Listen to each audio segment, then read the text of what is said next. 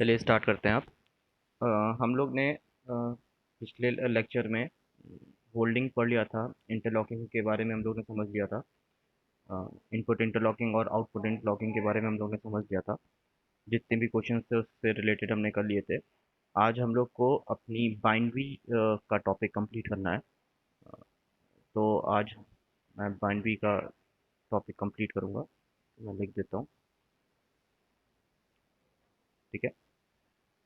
तो मैंने रिकॉर्डिंग भी ऑन कर रखी है, जो भी लेट होता है तो वो वीडियो देख लेगा।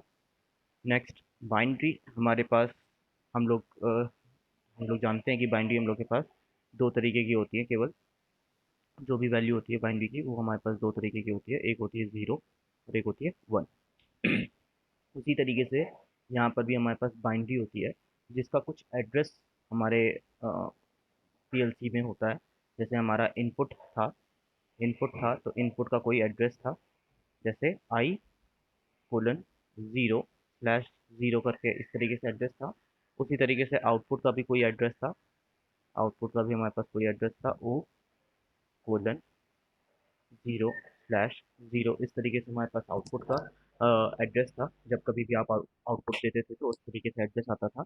उसी तरीके से बाइनरी का भी यहाँ पर हमारे पास एड्रेस है, जिसका एड्रेस कुछ इस तरीके से है, B3 या B:0/0। इस तरीके से यहाँ पर एड्रेस मिलेगा। यहाँ पर 3 रहेगा कि नहीं रहेगा वो हम लोग देख लेते हैं। हाँ जी, बताइए। आवाज़ क्लियर नहीं आ रही है। आवाज़ क्लियर नहीं आ रही है, एक बार रिपीट करिए फिर से।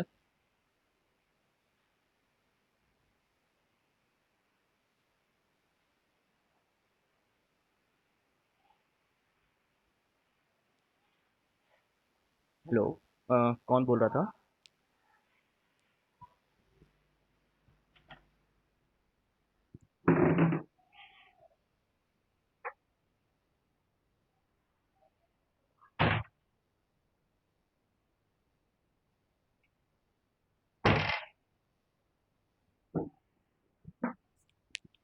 हेलो, मेरी आवाज़ आ रही है?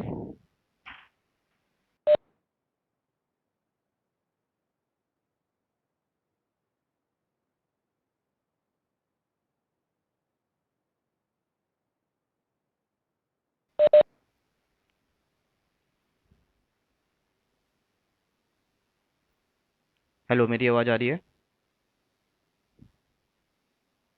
सर। जी।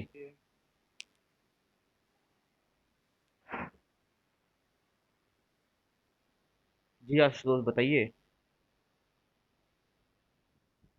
कोई प्रॉब्लम। क्या हो गया? मैंने इतना बोला सर।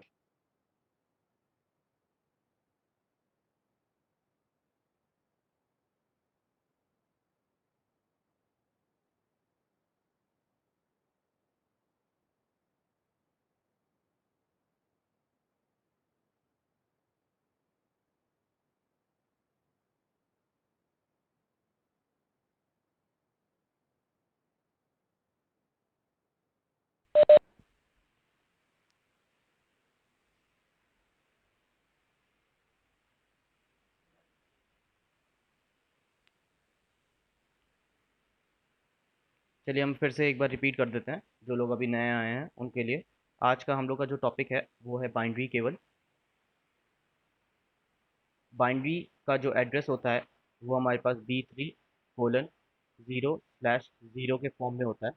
जिस तरीके से इनपुट का हमारे पास एड्रेस होता है, आई इनपुट का अगर हम लोग एड्रेस देखें तो हम लोग के पास इनपुट का एड्रेस कुछ I:0/0 के फॉर्म में होता है।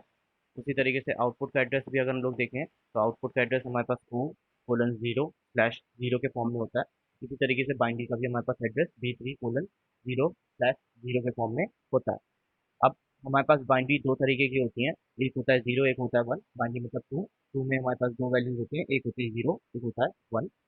जीरो का मतलब हम लोग मान लेते हैं ऑफ, और वन का मतलब हम लोग ऑन मानते हैं। और अगर हम लोग इनपुट को भी देखें तो इनपुट हमारा डिजिटल फॉर्म में, इनपुट अगर हमारा डिजिटल फॉर्म में अगर हम देखें, डिजिटल फॉर्म में अगर हम देखें तो इनपुट भी हमारे पास ज़ीरो होता है और वन होता है। आउटपुट भी हमारे पास अगर हम डिजिटल फॉर्म में देखें तो 0 और 1 होता है। मीन्स जब कभी भी हमें इनपुट आउटपुट को लगाना होता है तो इनकी वैल्यू यहाँ पर 0 या 1 के फॉर्म में चेंज होती है। उसी तरीके से बाइनरी की भी वैल्यू 1 और 0 के फॉर्म में चेंज होती है। इनपुट और आउटपुट जो है हमारे पास, ये दोनों हार्डवेयर एड्रेसेस हैं। इस चीज़ को समझ लेना, ये एक फिजिकल एड्रेसेस यहाँ पर हैं। फिजिकल का मतलब सिंपल सा, अगर इस एड्रेस में कोई भी चेंजेस होता है तो उससे हमें फिजिकल मीन्स पीएलसी के आउटपुट में हमें चीज़ें दिखाई देंगी।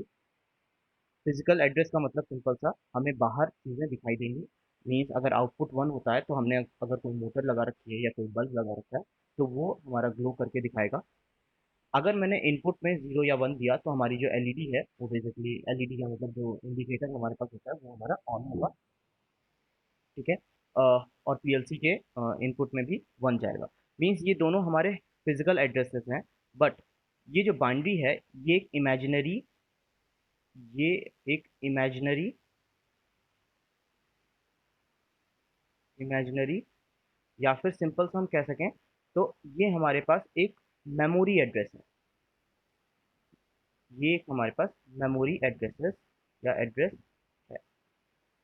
बेसिकली ये हमारे पास कोई भी फिजिकल एड्रेस की तरीके से रिलेवेंस नहीं, मतलब ये प्रकट नहीं करेगा। बट ये मेमोरी के अंदर हमारे पास सेफ रहेगा। जैसे कि आप लोग इलेक्ट्रिकल के हैं तो आप लोग को थोड़ा बहुत कंप्यूटर के बारे में नॉलेज होगी। तो कंप्यूटर में क्या होता है कि जो भी हम लोग का डेटा होता है वो मेमोरी के अंदर मेमोरी के अंदर हमारे पास 0 1 के फॉर्म में सेफ रहता है। मेमोरी के अंदर हमारे पास 0 1 के फॉर्म में सेफ रहता है।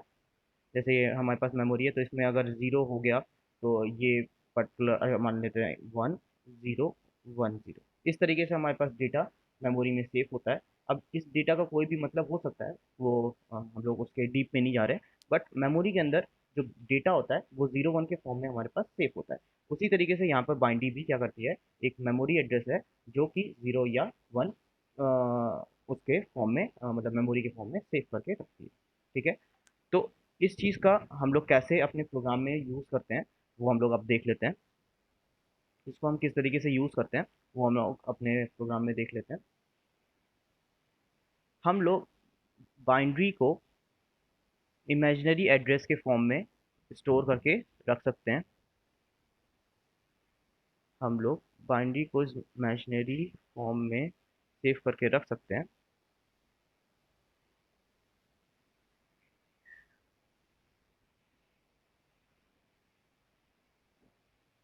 यहाँ पर आप देख पा रहे होंगे, हमने जो एड्रेसेस लिए हैं इनपुट और आउटपुट के, वो तो फिजिकल एड्रेसेस लिए हैं। बेसिकली यहाँ से हम लोग ने जंप करा के एड्रेसेस ले लिए थे, क्लिक एंड ड्रैग करके हमने यहाँ पर एड्रेसेस ले लिए थे।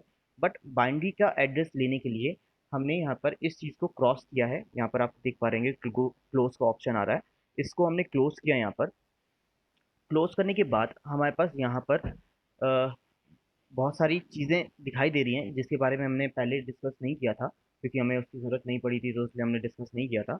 अब हमें इसकी ज़रूरत पड़ी है तो हम इसको डिस्कस करते हैं। यहाँ पर आप देख पा रहे होंगे प्रोजेक्ट कंट्रोलर। कंट्रोलर में हमारे पास बहुत सारे कंट्रोलर की प्रॉपर्टीज़ हैं, प्रोसेस स्टेटस है, इनपुट आउटपुट कॉन्फ़िगरेशन है।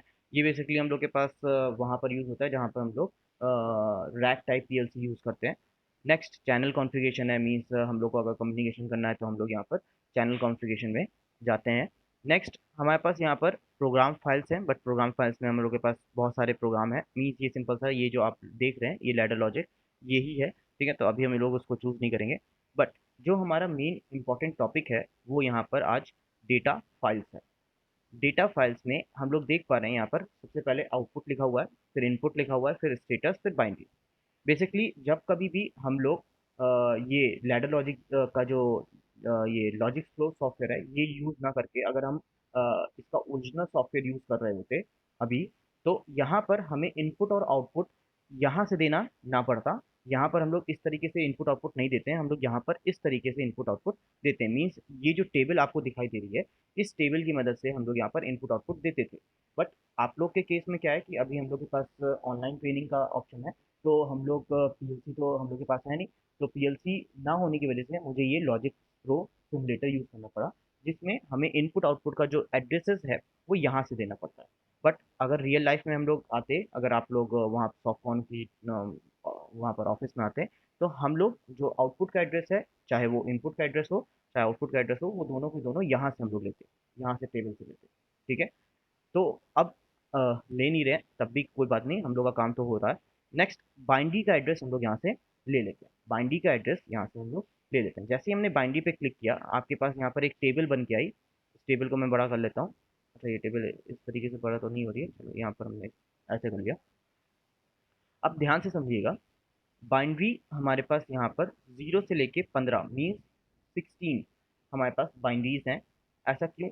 क्योंकि जो भी हमारी पीएलसी है वो 16 बिट की यहाँ पर हम लोग यूज़ कर रहे हैं। एलन बेडली की 1000 पीएलसी हमारी जो होती है वो 16 बिट की पीएलसी होती है, जिसमें 0 से लेके 15 तक के हमारे पास बिट्स होते हैं। फिर उसके बाद ये एक स्लॉट है B3:0, ये एक हमारे पास स्लॉट है। फिर दूसरा स्लॉट है, तीसरा स्लॉट है, चौथा स्लॉट है, पांचवा, मीन्स इस तरीके से यहाँ पर हमारे पास स्लॉट्स बहुत सारे हैं। उसमें से हमारे पास ये बिट्स हैं। ठीक, इनपुट में अगर हम आते हैं तो इनपुट में हमारे पास यहाँ पर आप देख पा रहे होंगे, पहला स्लॉट, दूसरा स्लॉट, तीसरा स्लॉट, चौथा स्लॉट, पांचवा। इसमें क्या हो रहा है, पहले वाले स्लॉट में जो जीरो वाला स्लॉट है उसमें हमारे पास कोई भी एड्रेसेस यहाँ पर दे नहीं रखे हैं। क्यों नहीं दे रखे हैं? क्योंकि हमने यहाँ पर वो एड्रेसेस ये ऐसे ले रखे हैं यहाँ पर। ठीक है, हार्डवेयर के फॉर्म में यहाँ पर एड्रेसेस आ रखे हैं। दूसरे वाले में क्यों नहीं है, ओ सॉरी, ये टू वाले में क्यों नहीं है? क्योंकि यहाँ पर हम लोग के पास एड्रेसेस हैं। इसी तरह से यहाँ पर अगर हम बाइंडी का देखें तो बाइंडी में हमारे पास बहुत सारे एड्रेसेस पहले से यहाँ पर मौजूद हैं। ठीक है, हम यहाँ से एक बाइंडी उठा लेते हैं। ये वाला जो बाइंडी है, यहाँ पर राइट हैंड साइड से लेफ्ट हैंड साइड हम लोग मूव करते हैं। मीन्स ये जो जीरो है ये सबसे पहला बाइंडी है, फिर ये जो वन है ये दूसरा बाइंडी, तीसरा, चौथा, पांचवा, इस तरीके से पहुँचते पहुँचते यहाँ तक आए। फिर उसके बाद यहाँ से यहाँ तक नीचे चले जाएंगे। ठीक है, फिर ऐसे हम लोग यहाँ पर मूव करेंगे। अब जैसे मुझे ये वाली बाइंडी का ज़रूरत है तो मैंने यहाँ पर इस वाली बाइंडी को आउटपुट पे दे दिया, तो इसका एड्रेस आप देख पा रहे होंगे, B3:0/0 के फॉर्म में आ रहा है। हाँ, तो बताइए, कोई डाउट है? यहाँ पे जो एड्रेसेस हैं पूरे पूरे एड्रेसेस में सिर्फ बाइनरी की इंफॉर्मेशन में तो 0 और 1 होने चाहिए, लेकिन हाँ यहाँ पे जो दिया है पूरा पूरा 0 ही दिख रहा है हम लोग को। हाँ, अभी क्योंकि बाय डिफ़ॉल्ट यहाँ पर ज़ीरो है, क्योंकि हम लोग यहाँ पर अभी प्रोग्राम को रन मोड में नहीं लेकर आए हैं। जब हम रन मोड में लेकर आएंगे और अगर ये बाइनरी वन होती है उस टाइम पे, तो यहाँ पर आपको वन दिखाई देगा। ठीक है, बट अभी क्या है कि ओके। प्रोग्राम ऑफ मोड में है, तो ऑफ मोड में जो भी मेमोरी होती है, रैंडम मेमोरी जो होती है, रैम अगर हम लोग कहें, जो वोलेटाइल होती है बेसिकली, तो वो क्या होगी, जीरो फॉर्म में होगी, क्योंकि अभी तो वो रन है नहीं। तो उसकी बाय डिफॉल्ट वैल्यू क्या रहती है, जीरो रहती है। तो यहाँ पर सब जगह आपको जीरो जीरो दिखाई दे रहा है। ठीक है, 0 दिखाई देगा, ठीक है सर। चलो, थैंक यू। ठीक, तो अब हमारे पास यहाँ पर B3:0 आ गया है, जो कि आउटपुट की तरह बिहेव कर रहा है, क्योंकि ये एक सिंपल सा इमेजिनरी एड्रेस है जिसको हम इनपुट और आउटपुट की तरफ लगा सकते हैं। मैंने इसको यहाँ पर आउटपुट पे लगा दिया है। अब मुझे इस बाइंडी को होल्ड करके रखना है, तो होल्डिंग के लिए हमें पता है कि सेम एड्रेस हम यहाँ पर स्टार्ट बटन के पैरेलल में लेके जाते हैं। पहले हम लोग यहाँ पर आउटपुट लगा रहे थे, अब आउटपुट की जगह पे हमने यहाँ पर क्या कर दिया है, बाइंडी लगा दिया। बाइनरी लगाने से क्या हुआ कि ये जो बाइनरी है ये इमेजिनरी बिट है, जो कि प्रोग्राम में इंटरनली सेव हो चुकी है। ये फिजिकली तुमको कुछ नहीं दिखाएगी, बट ये इंटरनली क्या नाम है, जो प्रोग्राम है, मेमोरी है, रैम है, उसमें अंदर ये सेव हो जाएगी, वन ये सेव हो जाएगी। ठीक है, अब इसकी मदद से अगर हम किसी आउटपुट को जलाना चाहते हैं, जैसे ये हमारे पास एक आउटपुट है जिसको हम जलाना चाहते हैं, ये सिंपल सा, तो हमने यहाँ पर उसकी मदद से इस वाले आउटपुट को ऑन कर लिया। अभी आपको पता चलेगा, तो मैंने इसको एक सेकंड मान लिया। एक मिनट, ठीक है, मैंने ये एक प्रोग्राम लिखा है जिसमें हमारे पास ये एक स्टॉप बटन है, ये एक स्टार्ट बटन है, ये एक होल्डिंग है। किसको होल्ड कर रहे हैं, बाइंडी को होल्ड कर रहे हैं। और ये हमारे पास होल्डिंग का ही इनपुट हमने ले लिया है, मीन्स बाइंडी का ही हमने इनपुट ले लिया है। मीन्स यहाँ पर ये बाइंडी आउटपुट की तरह बिहेव कर रही है, बट दूसरी रंग में यही बाइंडी इनपुट की तरह यहाँ पर बिहेव कर रही है। और ये इनपुट क्या कर रहा है, हमारे आउटपुट को ऑन कर रहा है। तो देखते हैं इसको किस तरीके से हम लोग रन करके देखते हैं। Download, run time. Run time के बाद हमने जैसे ही एनसी को एक बार प्रेस करना पड़ेगा, क्योंकि इनिशियली सारी चीज़ें बंद रहती हैं, तो एनसी को मैंने यहाँ पर प्रेस कर दिया। नेक्स्ट, अब मैंने जैसे ही इनपुट को मैंने प्रेस किया, तो आप देख पा रहे होंगे सबसे पहले ये हमारा ऑन हुआ था। ऑन होने के बाद बाइंडी हमारा ऑन हुआ, और ऑन होने के बाद यहाँ पर होल्ड हो गया, और यही सेम एड्रेस मैंने यहाँ लगा रखा है, तो ये अगर 1 होता है तो ये भी 1 होगा, और 1 होने की वजह से ये हमें आउटपुट को ऑन करके दे दे रहा है। अब आप कहेंगे कि यहाँ पर हमारा कोई भी तो चेंजेस नहीं हो रहा है, जैसा हम लोग पहले कर रहे थे वैसा ही तो यहाँ पर हो रहा है, तो हमने आउटपुट को यहाँ पर क्यों नहीं लगाया, आउटपुट को हम यहाँ पर लगा दें, बाइनरी लगाने की ज़रूरत क्यों है? तो सिंपल सा इसका आंसर ये है कि अभी आपको इसका इम्पोर्टेंस नहीं समझ में आ रहा है, क्योंकि हम लोग जो क्वेश्चन कर रहे थे वो अभी तक सिंपल स्टार्ट बटन या स्टॉप बटन का कर रहे थे, बट अब हमारा यहाँ पर टाइमर आने वाला है जिसको कंटिन्यूस सप्लाई चाहिए होती है, और कंटिन्यूस सप्लाई के लिए हम लोग बाइनरी का यूज़ करते हैं। ठीक है, क्यों करते हैं उसका भी हम लोग के पास एक आंसर है।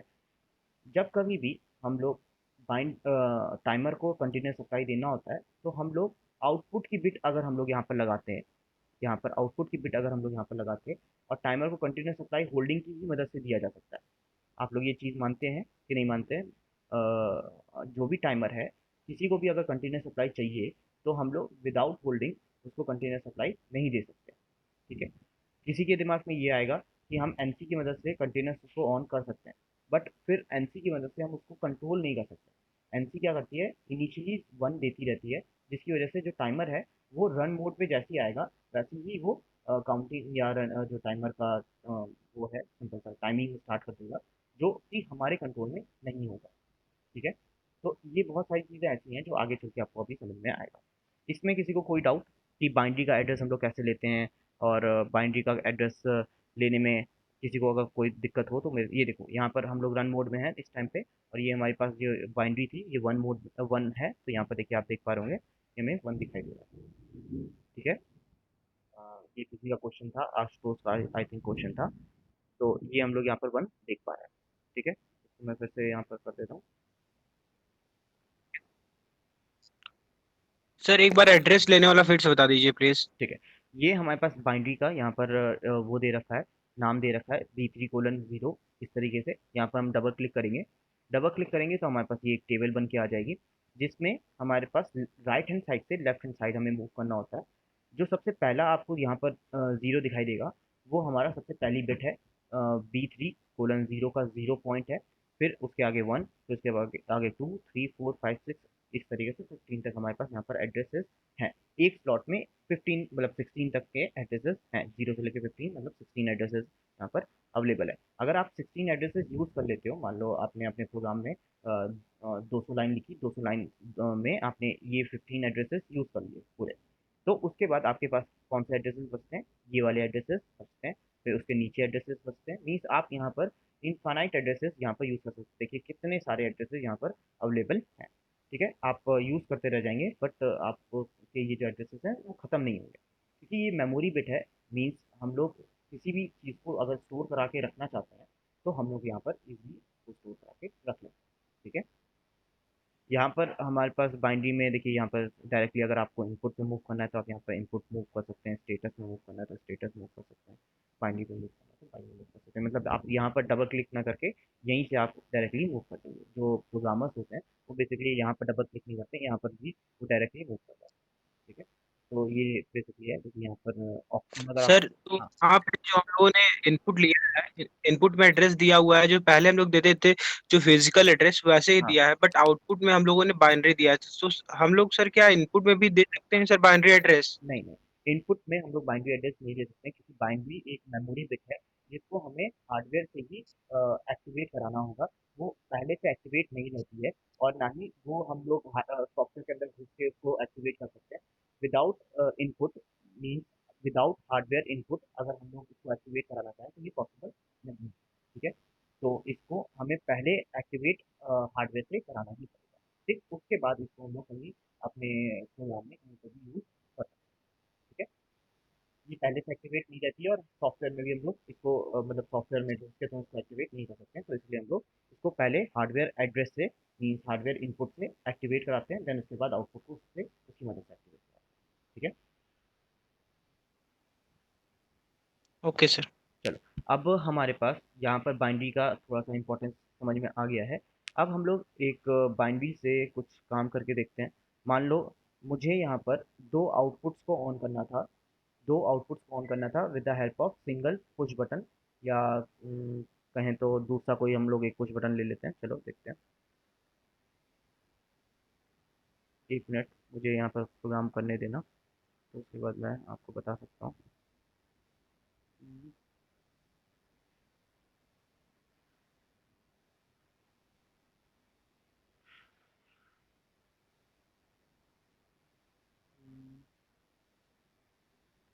ठीक है।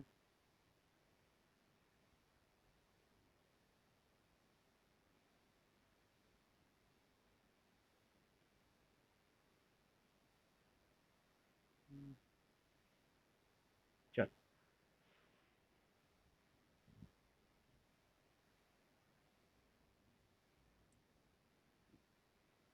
1 मिनट रुकना। ठीक है। ठीक। देखो यहाँ पर मैंने एक प्रोग्राम लिखा है बेसिकली। इस प्रोग्राम में क्या है कि जब तक मैं अपनी बाइनरी को एक्टिवेट नहीं करता हूँ, तब तक हमारा जो दूसरा आउटपुट है वो ऑन नहीं होगा। जब तक मैं अपनी बाइनरी को एक्टिवेट नहीं करता हूँ, तब तक मेरा दूसरा जो आउटपुट है वो ऑन नहीं होगा। यहाँ पर आप देख पा रहे होंगे, जैसे ही मैंने इस वाली बाइनरी को एक्टिवेट किया, अब बात अलग है कि यहाँ पर हमारे पास ये आउटपुट है। अगर इसको हटा देते हैं, इस आउटपुट को मान लीजिए आपने हटा दिया और इस तरीके से किया, तो देखिए यहाँ पर क्या होगा।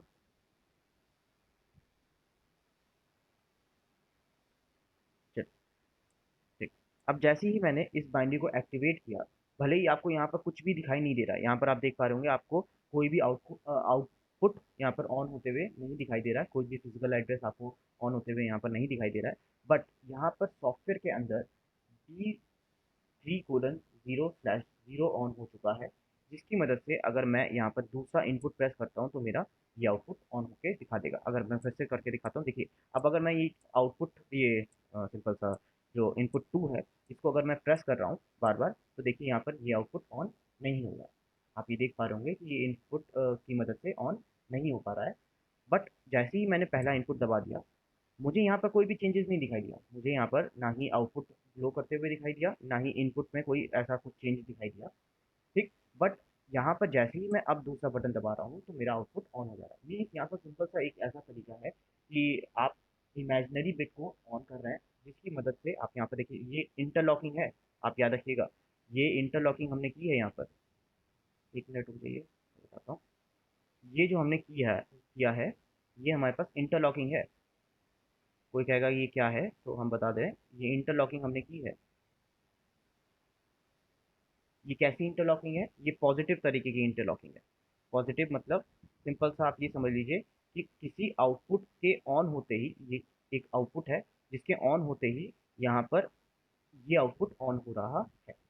अगर ये आउटपुट ऑन नहीं होगा, ये आउटपुट हमारा ऑन नहीं होगा, तो ये आउटपुट भी ऑन नहीं होगा। मीन्स एक रिलेशन हमने यहाँ पर बना दिया है कि इस आउटपुट पे डिपेंड हो रहा है ये पर्टिकुलर आउटपुट। इस तरीके के हम लोग के आगे चल के होता है। जैसे मान लीजिए कन्वेयर बेल्ट में कोई कोई ऑब्जेक्ट मूव कर रहा है, तो हमारा एक मोटर अगर चल रही है, तो दूसरी मोटर भी चलनी चाहिए। अगर एक मोटर नहीं चल रही है, तो दूसरी मोटर भी ना चले। इस तरीके से हम लोग के पास रिलेशन बनाना पड़ता है। तो यहाँ पर हम लोग ने उसी तरीके से रिलेशन बनाया है।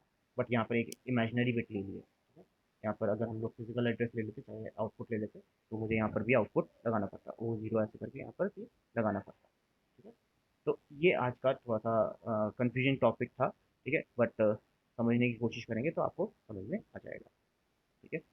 चलिए, अब नेक्स्ट हम लोग मूव करते हैं।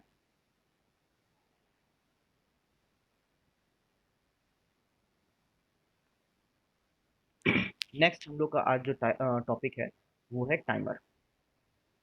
नेक्स्ट हम लोग के पास बहुत इंपॉर्टेंट टॉपिक है, टाइमर, ठीक है। अ, चलिए, टाइमर हमारे पास यहाँ पर 3 तरीके के पीएलसी के अंदर होते हैं। पीएलसी में हमारे पास 3 तरीके के टाइमर होते हैं। टाइमर बेसिकली क्यों यूज होता है, कोई बता सकता है? टाइमर से आप लोग क्या करते हैं? सर किसी भी सिस्टम को टाइम डिपेंडेंट कर देते हैं कि कितने देर बाद ऑन होगा, कितने बाद ऑफ होगा। हाँ, बिल्कुल। जैसे अगर मान लीजिए मैं एक क्वेश्चन लेता हूँ कि मेरे पास सर 4 एलईडीज हैं। 4 एलईडीज में मैंने अगर पहला बटन प्रेस किया, तो उसके 4 सेकंड बाद या 5 सेकंड बाद मेरी एलईडी ऑन होनी चाहिए। देन उसके 10 सेकंड बाद मेरी दूसरी एलईडी ऑन होनी चाहिए। उसके 15 सेकंड के बाद मेरी तीसरी एलईडी ऑन होनी चाहिए। जो आउटपुट है उसको मैंने टाइम डिपेंडेंट बना लिया। ठीक, अब उसको करने के लिए हमें यहाँ पर टाइमर की ज़रूरत पड़ेगी। अब टाइमर पे जो हमारे पास एड्रेसेस होते हैं वो सिंपल होता है T4:T4:0। यहाँ पर हमारे पास जो टाइमर का एड्रेस होता है वो सिंपल होता है T4:0। T4:0 क्यों होता है ये भी समझ लीजिए, क्योंकि टाइमर हमारा फोर्थ नंबर पे मतलब जीरो से लेके अगर हम काउंटिंग करें तो ये फोर्थ नंबर पे यहाँ पर आ रहा है। तो यहाँ पर टाइमर का T4 तो यहाँ से डिसाइड हो गया, और 0, 1, 2, 3, 4 इस तरीके से हमारे पास यहाँ पे डिसाइड होता है। अगर मैं सबसे पहला टाइमर ले रहा हूँ तो 0 हो गया, बट मैं दूसरा टाइमर ले रहा हूँ तो 1 हो गया, मैं तीसरा टाइमर ले रहा हूँ तो 2 हो गया, मैं चौथा टाइमर ले रहा हूँ तो 4 हो गया, 3 हो गया। मतलब यहाँ पर 0 से लेके अलग तरीके से चलता है। तो यहाँ पर स्टार्टिंग एड्रेस 0 रहेगा, बाकी का आप यहाँ पर चेंज कर सकते हैं, इसको आप चेंज नहीं कर सकते। ठीक है, तो टाइमर का एड्रेस बेसिकली यहाँ पर इतना होता है T4:0। अब टाइमर हमारे पास यहाँ पर तीन तरीके के हैं। सबसे पहला टाइमर होता है टी ऑन। सबसे पहला टाइमर हमारे पास टी ऑन होता है, देन हमारे पास टी ऑफ होता है, फिर हमारे पास आर टी होता है, RTO। ठीक, अब देखते हैं कि किसका मतलब फुल फॉर्म क्या है। इसका फुल फॉर्म होता है टाइमर ऑन डिले। इसका फुल फॉर्म होता है टाइमर ऑन डिले। इसका फुल फॉर्म होता है टाइमर ऑफ डिले। फिर आरटीओ का फुल फॉर्म होता है रिटेंटिव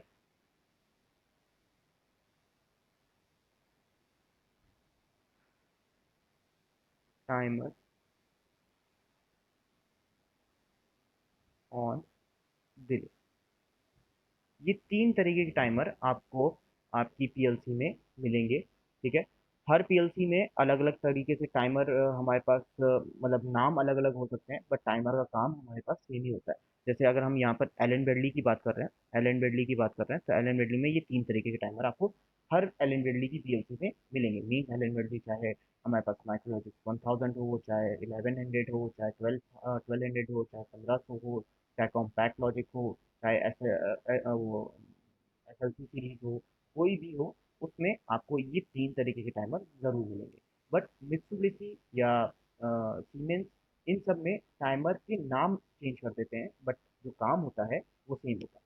तो इसीलिए हम लोग इन टाइमर्स को बहुत ध्यान से समझेंगे कि टाइमर में क्या क्या चीज़ें इंपॉर्टेंट होती हैं, याद रखने वाली चीज़ें होती हैं, वो हम लोग ध्यान से देखेंगे। इसका फुल फॉर्म आप लोग लिख लीजिएगा, या ये वीडियो मिलेगी तो उसको देख के अपने कॉपी में नोट कर लीजिएगा।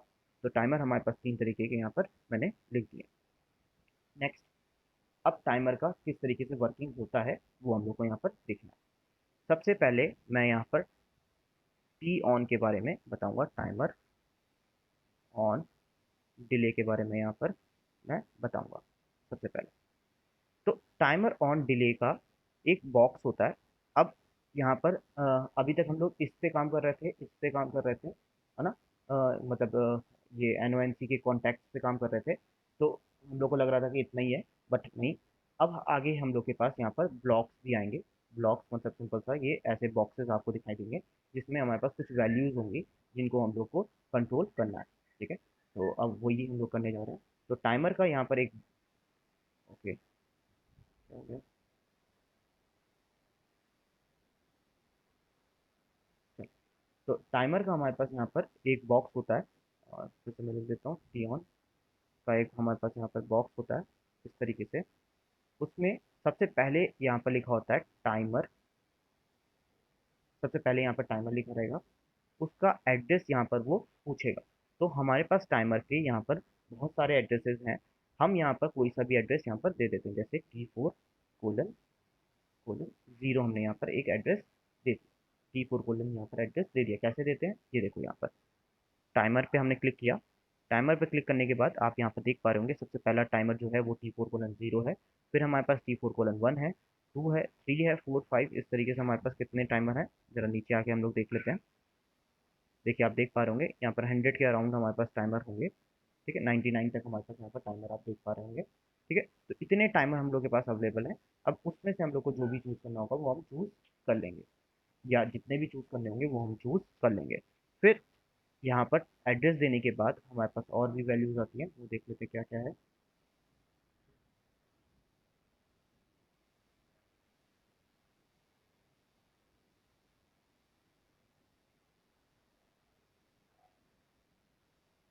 एक मिनट रुकिए, चलो फिर से मैं बना देता हूँ।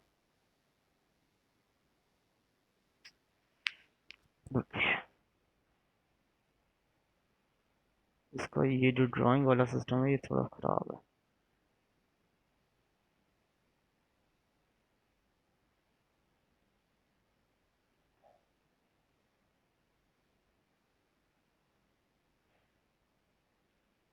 फिर उसके बाद हमारे पास यहाँ पर आता है बेस, फिर आता है प्रीसेट, फिर आता है एक्यूमुलेटर।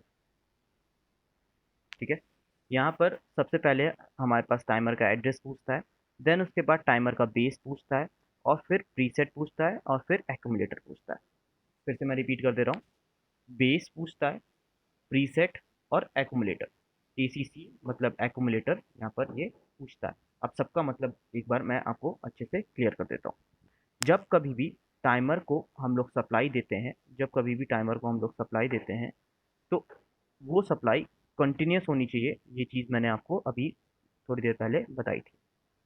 जो भी टाइमर है उसको आप जो सप्लाई देंगे वो कंटिन्यूस सप्लाई देंगे, और कंटिन्यूस सप्लाई हम लोग विदाउट होल्डिंग नहीं दे सकते हैं। मीन्स हमें कंटिन्यूस सप्लाई देने के लिए यहाँ पर होल्डिंग का यूज़ करना पड़ेगा।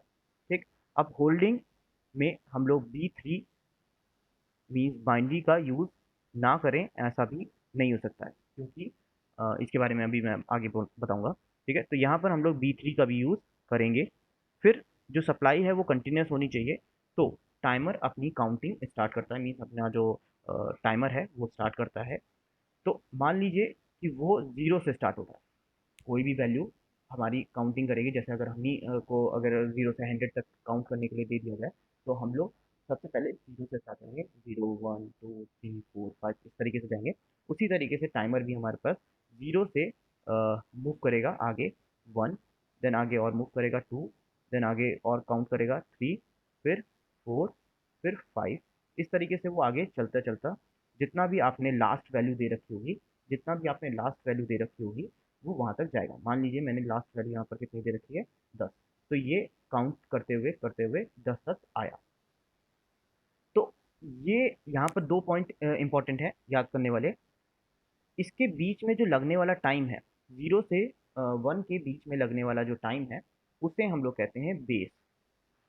0 से 1 या 1 से 2 या 2 से 3 ये यूनिफॉर्म होता है, कांस्टेंट रहता है। तो इसके बीच में लगने वाला टाइम हम लोग का बेस कहलाता है। और जो लास्ट लिमिट हमारी दी है वो हमारी प्रीसेट कहलाती है। जो लास्ट लिमिट हमने दी है वो हमारी प्रीसेट कहलाती है। ठीक है, हमें कब तक काउंट करना है, कहाँ तक काउंट करना है, वो बताने का तरीका होता है प्रीसेट। प्रीसेट की मदद से हम लोग यहाँ पर बता सकते हैं। ठीक है, बेस की मदद से हम लोग इंटरवल बता सकते हैं कि कितनी जल्दी वो 0 से 1 स्विच करेगा, कितनी जल्दी वो 0 से 1 स्विच करेगा। ठीक है, एलन बेडली के RS लॉजिक 500 सॉफ्टवेयर में हमारे पास तीन बेसिस होते हैं।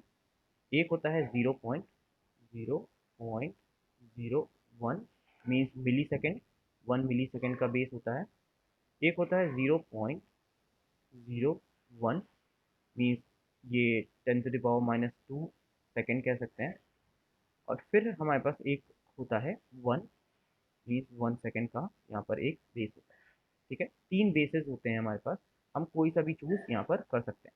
ठीक है, जनरली हम लोग 1 सेकेंड का बेस चूज़ करते हैं, क्योंकि हम लोग 1 मिली सेकेंड का इंटरवल आंखों से नहीं देख पाते हैं, या बहुत जल्दी जल्दी स्विचिंग होती है, तो उसकी वजह से हम लोग को ज़्यादा काउंट रखना पड़ता है। ठीक है, तो यहाँ पर 1 सेकेंड का हम लोग बेस चूज़ करके रखते हैं। बट यहाँ पर हम लोग लैडर लॉजिक का RS लॉजिक 500 यूज़ नहीं कर रहे हैं, हम लोग यहाँ पर लॉजिक्स प्रो सॉफ्टवेयर यूज़ कर रहे हैं, जिसमें अलग तरीके से बेस है। इसमें जो बेस है वो 0.1 है। इसमें जो बेस है वो थोड़ा सा अलग है, 0.1 है, क्योंकि ये सॉफ्टवेयर किसी और ने बनाया है, तो उसने बेस जो है वो अलग कर दिया है, 0.1 कर दिया है। तो उसके लिए कोई इशू की बात नहीं है। हमारे पास बेस हम लोगों को पता है कि 0.1 है, ठीक है, तो हम उसके हिसाब से अपनी काउंटिंग रखेंगे, ठीक है। तो यहाँ पर आपको ये चीज़ समझ में आ गई होगी आई थिंक। इसमें किसी को कोई डाउट है? 0 1 2 3 में जो इंटरवल है वो हमारा बेस कहलाता है, या फिर हम इसको सिंपल सा इंटरवल भी कह देते हैं। कहीं कहीं हमारे पास इंटरवल भी लिखा मिल जाएगा, इंटरवल भी लिखा मिल जाएगा, और कहीं कहीं रेजोल्यूशन भी लिखा मिल जाता है, रेजोल्यूशन भी लिखा मिल जाता है, ठीक है। तो इसके अलग अलग नाम है, अलग अलग पीएलसीज अलग अलग नाम से इसको रिप्रेजेंट करती हैं। प्रीसेट में हमारा 10 भी हो सकता है, 20 भी हो सकता है, 30 भी हो सकता है, मतलब कितना आपको टाइम का डिले देना है वो आप यहाँ पर बता सकते हैं। अगर मुझे 10 सेकंड का डिले चाहिए तो मैं क्या करूँगा, अब देखिए यहाँ पर 10 सेकंड का अगर हमें डिले चाहिए तो ये 0.1 सेकंड का बेस है। अब 10 सेकंड का डिले देने के लिए मुझे यहाँ पर कितना देना होगा, कोई बता सकता है? यहाँ पर हमें 100 देना होगा, क्योंकि यहाँ पर बेस इनटू जो टाइम है बेसिकली, जो टाइम डिले जो आएगा आपका, जो टाइम डिले आपका जनरेट होगा वो क्या होगा, बेस इनटू प्रीसेट होगा, बेस इनटू प्रीसेट होगा, ठीक है। जितना आप प्रीसेट रखते हैं उतना इनटू बेस, बेस कितना है 0.1 है, और प्रीसेट अगर हमने 10 रखा तो 0.1 इंटू 10 कितना होगा, 1 सेकेंड होगा, 0.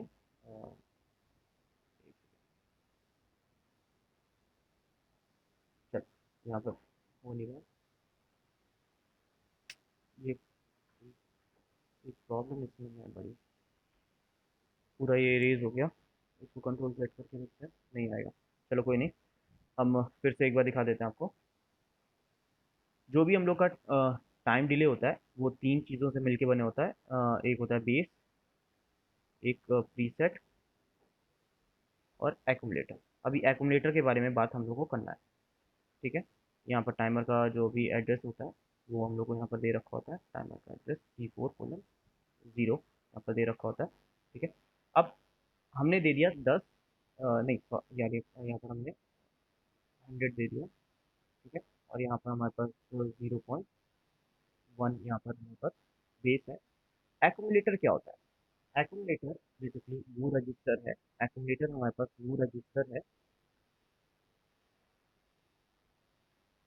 जो काउंटिंग करता है, मीन 0 से लेके 1 2 3 कौन जाएगा, ये हमारा एक्यूमुलेटर रजिस्टर मूव करता है। जैसे ही सप्लाई हमारे टाइमर को मिलती है वैसे ही ये एक्यूमुलेटर क्या करता है, 0 से 1 2 3 4 जितना भी आपने बेस सेट कर रखा होगा, जैसे 0.1 बेस आपने सेट कर रखा है, तो उतनी तेजी से ये आगे काउंटिंग करना स्टार्ट कर देगा। आप आपने 100 लिखा है तो 100 तक ये काउंट करेगा।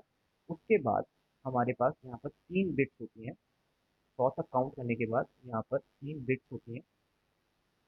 एक चीज़ ध्यान से समझ लेना, ये जितनी भी चीज़ें हम लोग ने अभी पढ़ी हैं ये सब रजिस्टर है, जितनी भी चीज़ें हम लोग ने पढ़ी हैं ये सब के सब रजिस्टर हैं। रजिस्टर का मतलब है कि यहाँ पर हम लोग के पास वैल्यू स्टोर होती है, बट अभी तक हम लोग बिट्स पे काम कर रहे थे, बिट्स मतलब 0 या 1 की बिट्स पे काम कर रहे थे, 0 या 1 की बिट्स पे काम कर रहे थे, ठीक है। तो यहाँ पर हमारे पास 3 बिट्स होती हैं, एक होती है EN, एक होती है TT, और एक होती है DN। एक सबका फुल फॉर्म देख लेते हैं। EN का EN का फुल फॉर्म होता है इनेबल, TT का फुल फॉर्म होता है timer, timing, timer timing, DN का फुल फॉर्म होता है डन। ये 3 बिट्स हैं हमारे पास, ये 0 1 होंगी, ये 0 या 1 होंगी हमारी, ठीक है। इस चीज़ को समझ लो, ये रजिस्टर है जिसमें हम लोग कोई भी वैल्यू दे सकते हैं। इसमें हमारे पास अभी सिर्फ चूज़ करने के लिए कोई भी वैल्यू नहीं है, यहाँ पर हमारे पास 0.1 फिक्स है। प्रीसेट में हम लोग कोई भी वैल्यू दे सकते हैं, 0 से लेके 900 मतलब 999 तक हम लोग कोई भी वैल्यू यहाँ पर दे सकते हैं। उसके बाद एक्यूमुलेटर अपने आप ही वैल्यू को इंक्रीज या डिक्रीज करता है। यहाँ पर सप्लाई मिलते ही ये अपनी वैल्यू को क्या करेगा, 1 2 3 4 5 6 इंक्रीज करेगा। तो यहाँ पर कोई भी बिट नहीं है, यहाँ पर सारे के सारे रजिस्टर्स हैं, यहाँ पर सारे के सारे रजिस्टर्स हैं, बट इससे एसोसिएटेड हमारे पास यहाँ पर 3 बिट्स होती हैं, EN TT और DN। इनका काम कैसे होता है वो हम लोग अभी अब देख लेंगे, ठीक है। 5 मिनट बचे हैं मीटिंग एंड होने के, ठीक है। फिर से मीटिंग आपको ज्वाइन करनी होगी। और इसमें अभी आपको कोई डाउट है तो आप मेरे से तुरंत अभी पूछ लीजिए 5 मिनट में, फिर हम लोग उसको आगे कवर करेंगे। किसी को कोई डाउट है इसमें? ऐसा नहीं होगा कि आपको डाउट नहीं है। मुझे पता है कि आप लोग को डाउट है, बट आप लोग बोल नहीं रहे, तो मुझे थोड़ा सा डाउट बताइए तो हम उसके हिसाब से और आपको इसका डिटेल में बताएं, जिससे आप लोगों को क्लियर हो पाए। अभी मैंने सिर्फ सर। ओवरव्यू दिया जी। हेलो। हाँ जी, बताइए। सर। जी जी। सर ये जो आपने बताया ये ईएन टीटी और डीएन क्या है सर, ये समझ में नहीं आया क्योंकि सर आवाज अभी क्लियर नहीं आ रही थी। अच्छा चलो, ठीक है, तो मैं फिर से बता देता हूँ। जो ई एन टी टी और डी एन है, ये टाइमर से एसोसिएटेड 3 बिट्स हैं।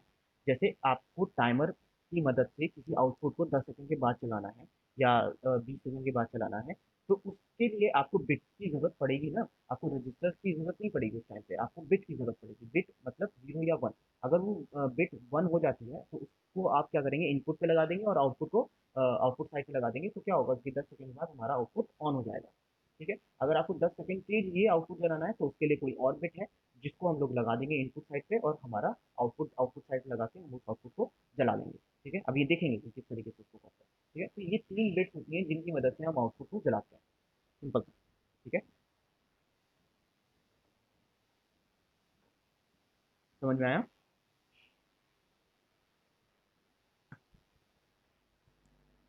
जी। अर्पित बताइए। हाँ सर, समझ में आ गया। ये 3 बिट्स होती हैं जिनकी मदद से हम आउटपुट को जलाते हैं अपने समय समय पे। अगर मुझे किसी आउटपुट को 10 सेकंड के लिए जलाना है तो मुझे यहाँ पर कौन सी बिट यूज़ करनी है वो भी हम आगे चल के देखेंगे। अगर हमें 10 सेकंड के बाद जलाना है किसी आउटपुट को तो हम कौन सी बिट यूज़ करते हैं वो भी हम लोग आगे चल के देखेंगे। ठीक है। क्योंकि टाइमर की मदद से हम लोग यही काम कर सकते हैं। किसी आउटपुट को 10 सेकंड के लिए जला सकते हैं और किसी आउटपुट को 10 सेकंड के बाद जला सकते हैं। यही करना होगा। हमने अभी जो क्वेश्चन बोला था उसमें हमने बोला था कि एक इनपुट बटन के दबाने के बाद 10 सेकंड के बाद मेरी एक एलईडी जलनी चाहिए या 15 सेकंड के बाद मेरी एलईडी जलनी चाहिए। तो यहाँ पर बाद का ऑप्शन आ रहा है, तो मतलब हमें यहाँ पर कोई बिट यूज़ करनी है, जिसके बारे में अभी आगे चल के हम लोग देखेंगे। ठीक है। और किसी को कोई डाउट? और किसी को कोई डाउट? आशुतोष, दिशा, मान्या, निधि, पल्लवी, रामू, सौरभ। केवल आज 9 स्टूडेंट कनेक्टेड हैं। और टाइमर एक बहुत इंपॉर्टेंट टॉपिक है, जो कि मैंने आज स्टार्ट किया है। मैंने आप लोगों को बता भी दिया था कि टाइमर स्टार्ट होगा। तो किसी को इसमें कोई डाउट है?